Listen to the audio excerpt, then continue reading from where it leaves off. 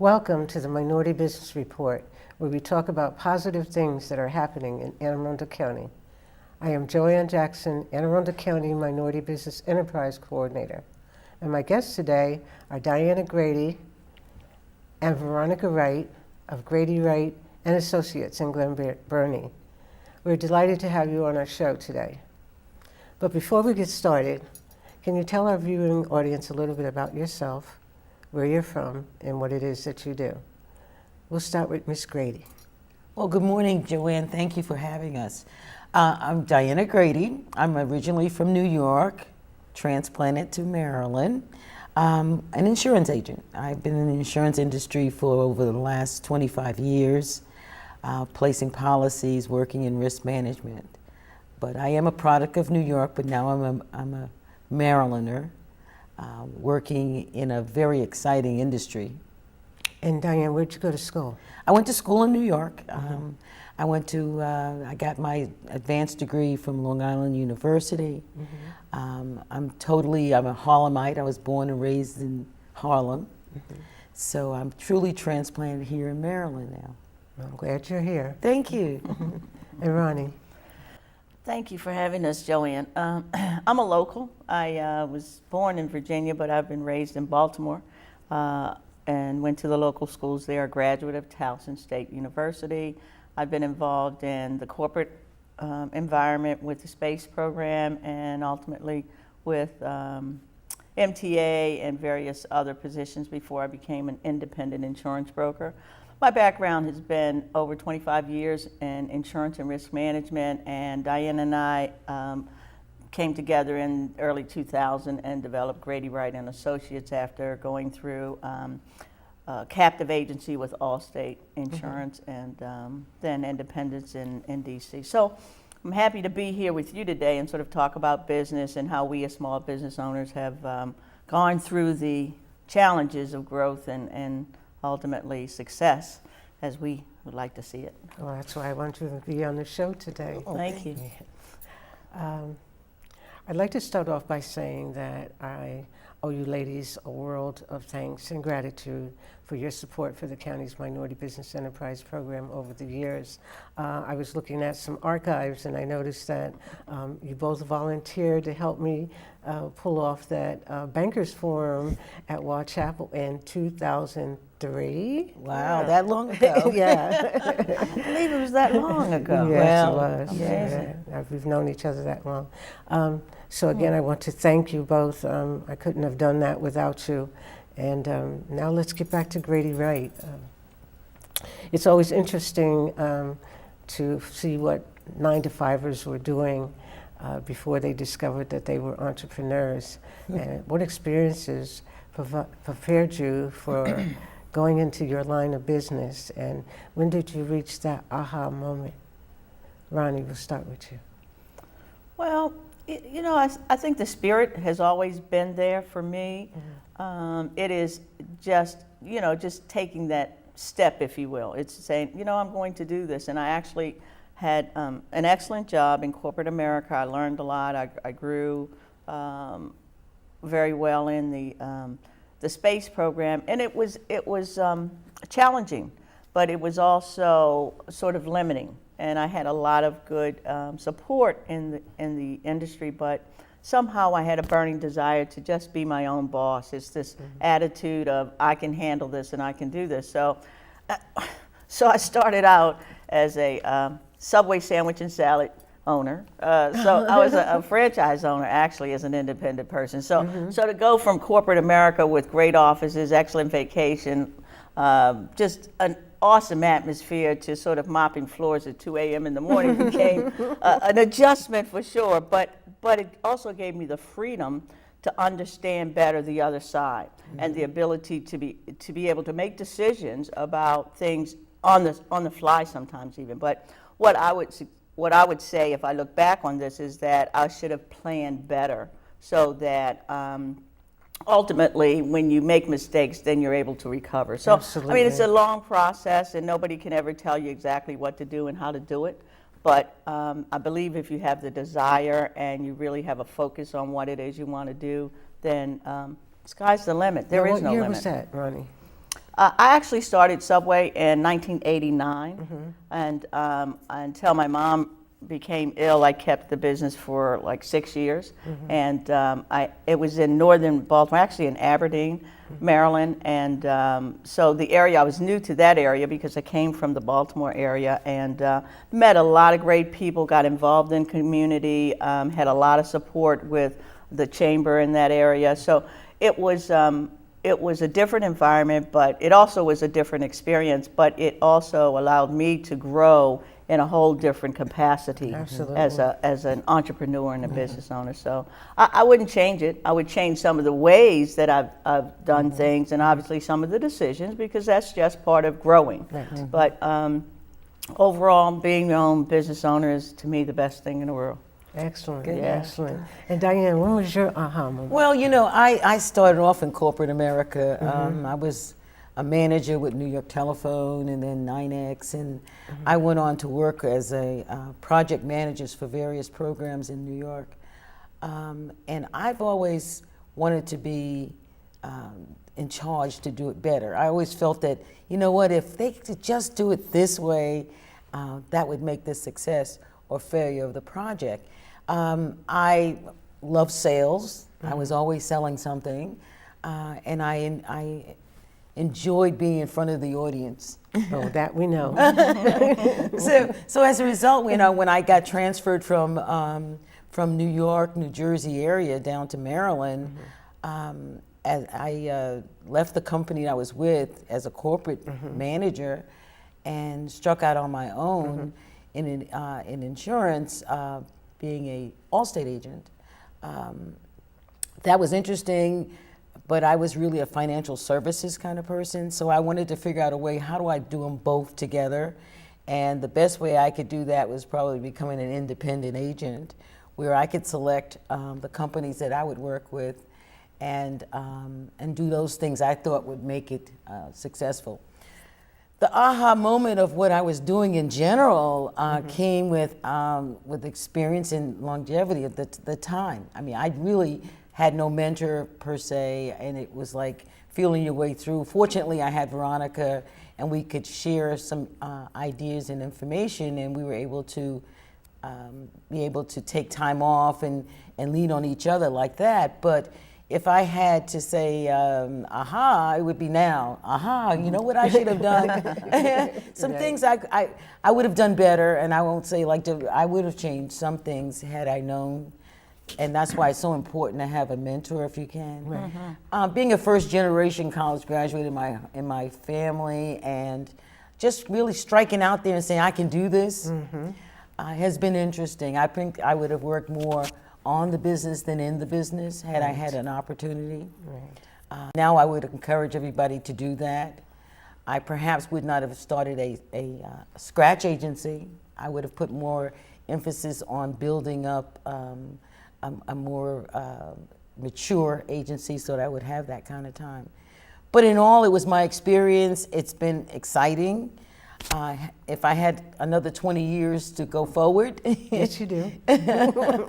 I would definitely. I mean, working. Working. That's right. Working. Living is one thing. Living working is another. good, but working, yeah, well. Absolutely. I don't. I would definitely expand and do some really more exciting things. I enjoy the training aspect of it, and the meeting with various small businesses such as ourselves, and kind of mentoring that, working in the risk management area, helping them to understand the insurance piece, and teaching and training. Well, having known you these 14 years, what I see from the both of you is all this energy, all this positiveness, and I think that's why we've remained close associates and friends, and you've remained close associates and friends all these years.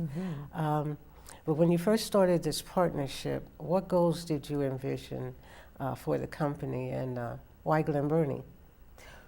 Well, I wanted to be a commercially focused agency after the experience of being a personal sales agent. I wanted to focus on the business and the business aspect. Glen Burnie was easy because, number one, it has a very commercial area on Ritchie Highway, which I always thought had the opportunities that I needed.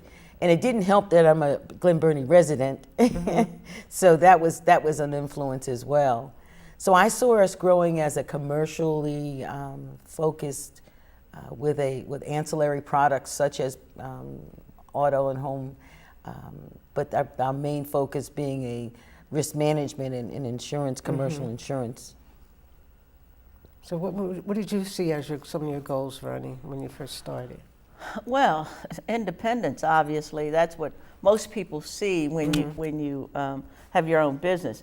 What happens, as Diana said, is most people then jump out and work in the business as opposed to work on the business. And if there were one thing I'd say I learned is that you really have to work on it more so than in it to allow it to grow. And sometimes that's difficult for people who are hands-on and want to see the results and make sure everything is what it should be. Then it's very difficult to allow others to do it. But as a business owner, it's very important to do that. So one of my goals, obviously, is to reach one, teach one, and try to help our young people better understand and grow into themselves and understanding whether business is for you. Oftentimes people will say, well, I lost my job, now I'm going to start my business. There should be a little more to that process than now I can do this, because there's a lot more to being a business owner. So my goals obviously were to be independent, obviously to be financially independent, and be able to travel more and do the things that are of interest to most people who are independent. Have I accomplished all of those? I'm still moving forward. Well, it looks like to me that you guys are pretty successful. And from anybody else that knows you, you've done a lot better than most. We've been around, Right. So and we're fortunate. Indeed, we're blessed, and that is not to be understated at all. Because many businesses go out after 3 to 5 years, and it's a tough environment. And the business we're in is not the easiest business. In addition to the fact that we're not the priority in terms of racial mix as well as sexual mix. This is really a man's world in terms of insurance. Right. And it's been that way for many, many, many years. As most people know, insurance is the backbone of our country. It basically runs and controls and financially serves just about everything and everybody. There's not anyone who doesn't have insurance in their life in some form or fashion. Right. So it's vast, but it's also very, very controlled in terms of large brokers. And we can get into detail, but there is for small agencies. Right. Yeah, right. Well, small agencies really struggle to get up there, and it's a matter of really networking, meeting the right people, continuing to become educated more about the industry, because it's vast. It's a lot to learn about insurance as well. In addition, I think that's very true what Veronica says, but more importantly, it's very difficult to attract and maintain good employees. I mean, the struggle has been over the years, and the challenge to maintain employees and retain. And that's our next question, so hold that thought. I was going to ask you ladies, and you're some tough girls too, when you said it's a tough industry, but you guys are tougher. And there's lots of challenges for women minority firms, such as, like you said, the staffing and financing and customer service and getting new clients. But with over a decade and a half of experience, what would you say are some of the serious challenges that you face as a small business, a woman-owned business, and a minority business in your industry? Staffing. I mean, if there was one thing we could say, it's getting the right people on the bus, if you will, is sort of what we say, because this business is a commission-based business, all right? We don't go into a job where somebody says, here's a salary. What we do is, train people to be the best that they can be, because we know that people usually do business with people they like. Right. So you have to be good at what you do, you have to know your product line, and you have to be able to come across to folks. Now, to get folks to work in a small agency versus going to work for the larger companies who have benefits, who have long-term care and all of the niceties that young people and people in general want, it's very difficult to offer Right, that. right, So right. that makes it hard for us. Plus, we're regulated, and you have to be licensed, and you have to be a lot of attention to detail. And as much as I think it's glamorous, it's not really to most people. So it's very, and it's great to see that you've trained somebody to a point where they now become productive in your agency. But as Veronica says, they're out the door because we can't offer them those perks that larger companies might be able to. So that's always been a struggle. And I feel, because I'm the agency trainer, that you train them, and unless you can expand that ability to maintain them, you're going to lose them. And we've over the years, we've had some wonderful employees who've worked for us, and they're in positions now that far outreach what I'm doing. Right. So to that, I'm proud. However, it doesn't benefit me at this point. So No, it's talk difficult. about the money issue. You obviously are doing quite well with how you manage your money and your cash flow, but initially, was that kind of like an issue? Did that make you work harder in the beginning? Absolutely. And all the First time. of all, you work harder because All you the know time. this is how you get paid. Yeah. We were a little younger too, so we probably had a lot Yeah. more A lot energy, more at energy, that point, yes. some 20 years ago, 15 or 20 years ago. But the fact that you are an entrepreneur and it's yours just gives you that whole, when you get up in the morning, that attitude that you know you got to go out and you do Right. it. And you feel differently about it because it is yours. Right. You know, you have the ability to do anything you want in terms of taking care of your clients, making sure that, and that's really the key, Yes, is when you're taking yes. care of your clients, Exactly. you are really feeling the results of what your efforts are. Right. Because we are a customer service business. Once it's over, I mean, it's an intangible that no one really likes to buy, Right. but they have it, and it's only when they use it and need it that you become a valuable asset to them. Sure. So it's very important that we provide the good customer service, which we have hopefully over the years. And that has helped us to be successful and to stay in the industry because people come to us. One of our clients was in yesterday. He's just came to town 12 years ago, 2006, and has been with us ever since. He says, I'll just look to you guys for everything I need because you've taken care of me. Right, And that's the right, key. I mean, right. people only want you when you can do something for them right Right. then and there. Right. So we really try to do that, and that's that personal touch. And I watched Diane handle a lot of her contractors. She's got some really great clientele. So you want to speak about that, Diane? Well, you know, they are our special group because we're always training and showing them how to manage the insurance piece of it, which can be very intricate with the contractors, particularly because you have a lot of additional insureds, you have to do contractual liability coverages. So what we have a fairly large group of contractors that we do work with. But mainly, we're working with them on a one-on-one basis. Many instances, we have organizations that we've worked with specifically. I've even taken a course for women contractors, so I understand what their needs are. So we feel that in our agency, that's important because I have to understand what you need and what you do in order to give you the best service Right. that I can. So.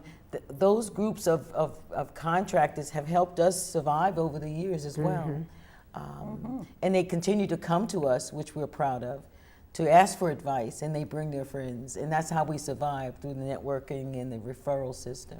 Yeah, because you guys have not only all the energy, but you've got great personalities, and I can't say enough. I guess it sounds like a mutual admiration society, but you've just you're out there and you're with it, and you're doing everything you have to do to make your business survive, and really it's appreciative. Well, thank you, Yeah. Jen. Well, we appreciate you appreciate because you. when we first came to the county, Oh my goodness.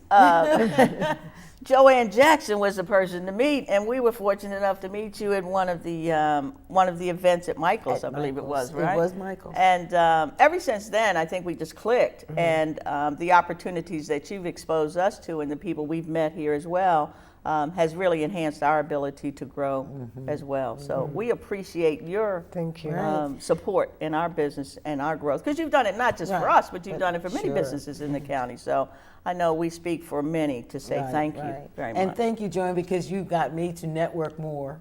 I tend to want to go home and say, okay, I've had enough for the day. But as a result of that, we have a lot of volunteerism that we do in the community, which helps us become better individuals, as well as meet other businesses and work with them. So I appreciate your, come on, Diana, let's go.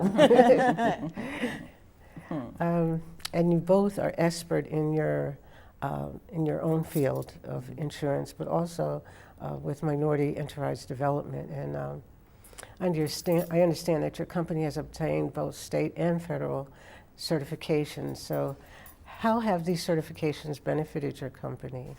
And can you say that it's been a positive, or have you noticed any pushback in your industry in relationship to minority business utilization? And I know that's a difficult question to ask, but Diane, you want to Well, start it's off? definitely been a positive. It's been a help, of course, but we had to first learn how to maneuver the system, how to work through the system. We're certified, and we state and federal, and that's wonderful. But with those certifications, like, now what? How do I manage this? And because we are an intangible, we don't have a product per se. We had to learn how to go after those contracts, and it took a while to figure out, which avenue to go to, because insurance, as you know, is a intricate part of doing business, and not necessarily because you have a contract. So we had to, that portion, the professional portion of the contracts, were not carved out, so to speak. So we had to learn how to project or introduce ourselves to the table. Many times we had to be there way ahead of the curve, and we had to learn how to get ahead of the curve. What I mean by that is the builder's risk. So oftentimes when the contract is already done, those things are already tied down before we even get to the table. So we had to learn those avenues we needed to go to get in front of the curve. And that took a while. We've been successful in many cases. We also had to be able to present to the contract owners how we could be of help once the project was underway, whether it was to do some risk management, or whether it was to come in and do some training, whether it was to manage certificates of insurance. We had to learn how to carve our own piece out and then present it to the contractors. I remember that over the years we've had that conversation, and yes. you're like, Joanne, where is this, and where is that? And I'm Yes. like, it's your industry. And so, but because you guys are smart, you figured it out. And Ronnie, you want to say some things about that? Look at her. We figured it out. It was tough. I We know tried. it was Yeah, it was tough. tough. It was very tough, because part of the problem is that insurance is not at the table in procurement opportunities. So then we had to introduce it, and then the folks at the table would go back and say, well, what about insurance? And they say, well, that's handled at the corporate level, so we really don't even put that out as a piece, because most of it is construction. It's what you can put your hands on. So it was a challenge to even break the ice as women, as minority women, and to ask for some slice of this pie that you didn't often bring to the table anyway. Right. So those were some things we sort of combated in the beginning. We developed our relationships with the larger brokers, which really gives us better opportunities.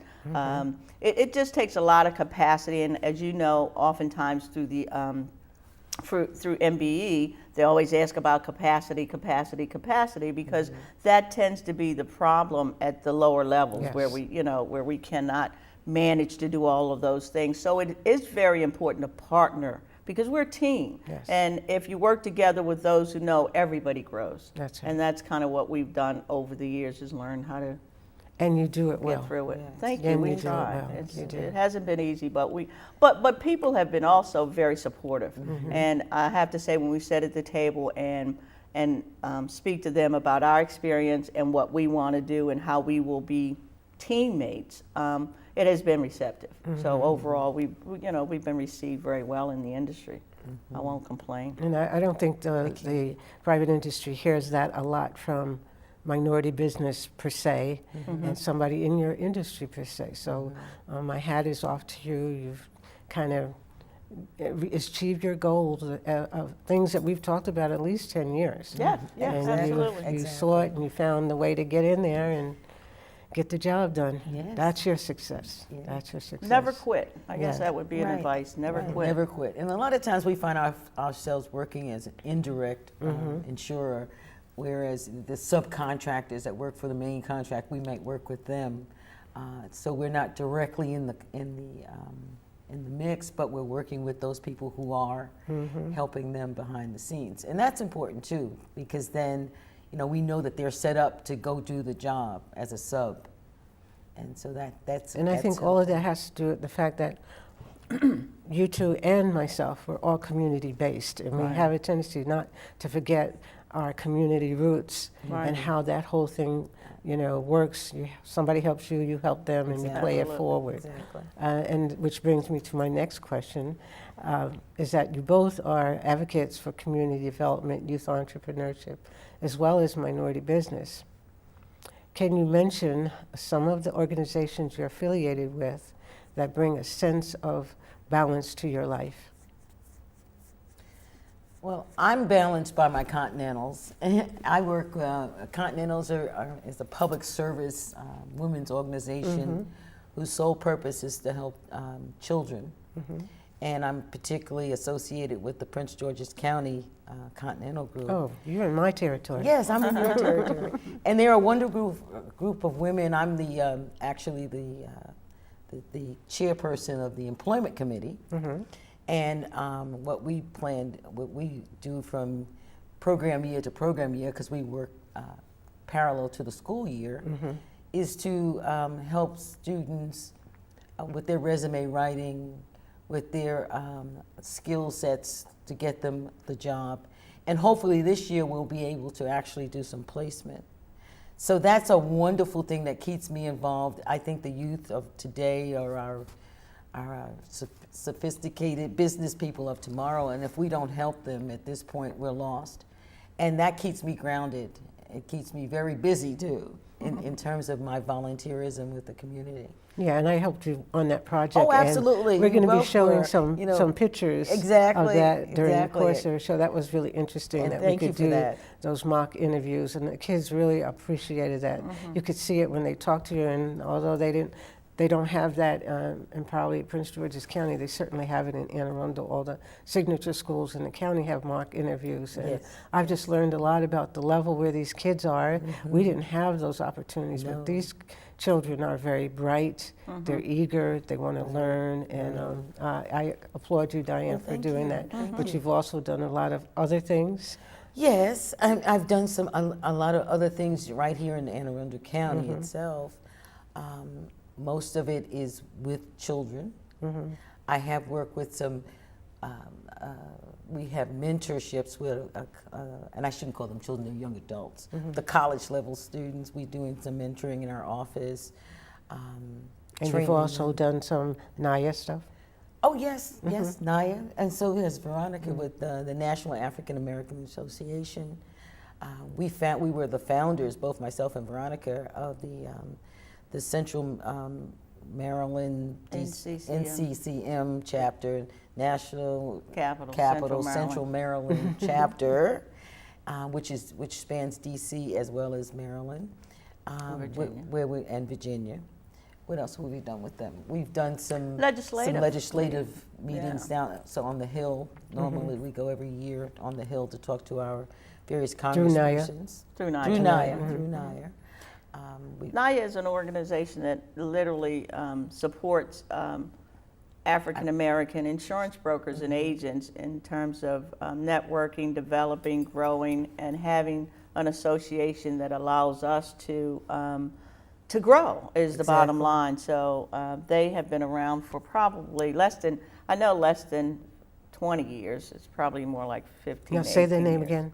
National Association of Insurance National African African American Insurance Insurance Association. I apologize. NAIA, which is NAAIA. Right. And they have been very supportive. I think their the national conference is coming up actually next month in Atlanta, and it's Are about we 300 folks. Are we going? Yeah, we going? Well, you loved it, right? Are we Because they going? have some great parties. They I have do some know. great parties and great information. Yes. And they were And- founded to help independent agents get appointments, because one of the challenges as an independent agent, and that's where you can select, you have to be selected as well as hopefully select major companies to represent. And not having a track record, you have to have a sponsorship, and they help sponsor us through introductions to various companies like Travelers and Hartford. And Yeah, because I was going to say, isn't NAIA like a subset of a bigger insurance? No, it it's started independent. actually Association. as an independent agent, founded it to help independent agents like Okay. ourselves Okay. get connected with the major brokers. okay. See, in our industry, there's so many insurance companies out there. So most people just know 3 or 4, but there are over 500 or thousands of Thousands. insurance companies out there. And the bottom line is, all of them want you to write for them, but they will set some minimum premiums that you have to write. So if you write $1 million of insurance over here, and this guy wants $1 million. So what NAIA was set up to do was to support us as sort of an exchange, so that these agents may not write in our agency. We may only write $200,000 of premium, but other agents writing premiums for that company will supplement and get that $1 million in, so that we have the ability to grow our agency from the connection. from a connection, as opposed to having all of the weight on us, because it's difficult to do that. What it amounts to is feeding different companies to stay with them, and that's really what it amounts to. If you aren't able to provide your clients with the best possible options, they'll go someplace else. It's just that simple. So you have to have the ability to compete with other brokers to And we never did answer support the it. question about, are you getting any pushback? Is the industry accepting some of the ideas that you're putting on the table, Diane? More now than before. Okay. And I'll be, very honestly, there was a deaf ear time frame, and we just kept pushing against that door until they finally opened it a crack, and then we slipped through. and we're still opening And the door. and the more we experience what we have, the more we have to talk about how our success is, the more they're willing to listen. And so hopefully that door is opening wider. We know now how to approach more so than we did before. We were feeling in the dark. So I think the success rate has improved radically. Again, as I said, if I had another 20 years of work, I'm sure we could kick that door down. But yes, the pushback is out there still. There are channels that we don't know how to traverse. You might hit a wall where you're trying to figure out, well, where do I go? Because there are lots of offices that take care of different areas, and you might find yourself in a maze trying to figure out, well, how do I get paid over here, and where do I file this if I have a grievance, and who do I offend if and what's the ramifications of my actions? And that's still fuzzy, Right. to say the least. So, but a lot of times it depends on a friend in the industry. Oh, And absolutely. are you finding that you have friends in the industry along the way? Yes. Few. It's better. Again, NAIA has been very supportive. There are a lot of companies that support NAIA. Right. So the outreach is multi-layered, if you will. So companies recognize the need and are reaching out to smaller brokers right. and minority brokers to help and support us to grow. So it's been a win-win. Is it easy? It's never easy, but if it's worth it, you Sure. continue to seek and ye shall find. Knock and the door will open. Okay. So we just keep going and until until we stop, which Yeah. we haven't done. Well, That's you know, it. and Naya, because we were the founders in this area, one of the founders, you meet the agent heads. You don't just, get introduced, but you get introduced at some of the higher levels, and that does help too. Well, like I said again, you ladies have just done such a wonderful job in growing your business, and having watched you, I guess you get that same energy flow, and you kind of help push me up when I'm like, okay, what do I do next? And, you've helped me a lot in when I've tried to formulate ideas here in the county. So again, thank you, thank you, thank you. Oh, thank you, thank you, thank you. Absolutely, absolutely.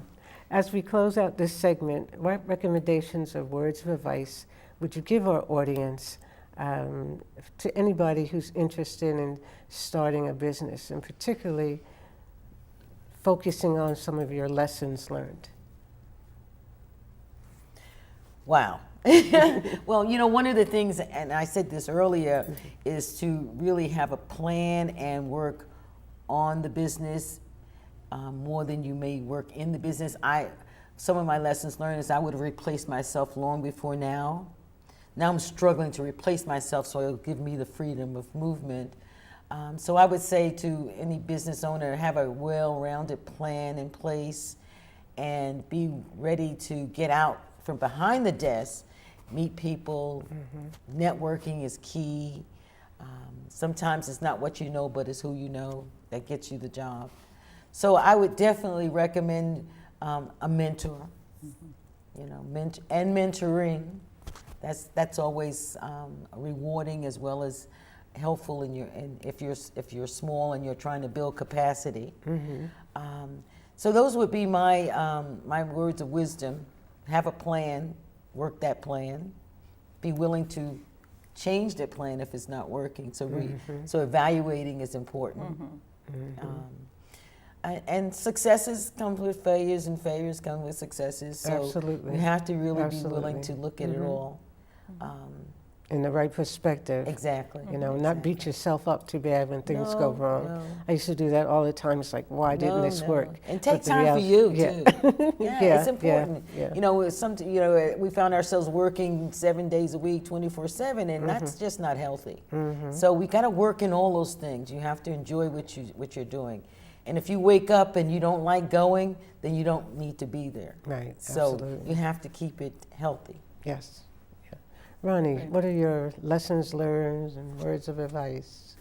Just to ditto what Diana said, I would add that know your product, know what it is that you are selling or providing a service to people for. Be very good at what you do, and just be consistent. Consistently learn, grow, plan to reevaluate, and continue to set higher goals. When you reach goals, set some new ones. Never be satisfied is basically what it amounts to. And mentoring, I can't say that enough. I believe that it is just so important in whatever the industry is that you have a mentor. If you do, you're way ahead of the game, because you then learn a lot of things that you may have otherwise not have learned. So mentoring is key. I just hang in there, be persistent, know your product line. Excellent, ladies. Thanks, Diana and Veronica, for your insights and recommendations. And thank you especially for being a friend. Thank you, Joanne. Thank you. You're quite welcome. Stay tuned to Channel 98, Verizon 38 for the Minority Business Report, which airs daily. You can also watch us on YouTube. If you have any comments or suggestions regarding this edition of the Minority Business Report, please contact me at the Office of Central Services in Annapolis on 410-222-7620. We are here working for you. Peace and blessings. The following bids are available from the Anne Arundel County Purchasing Office.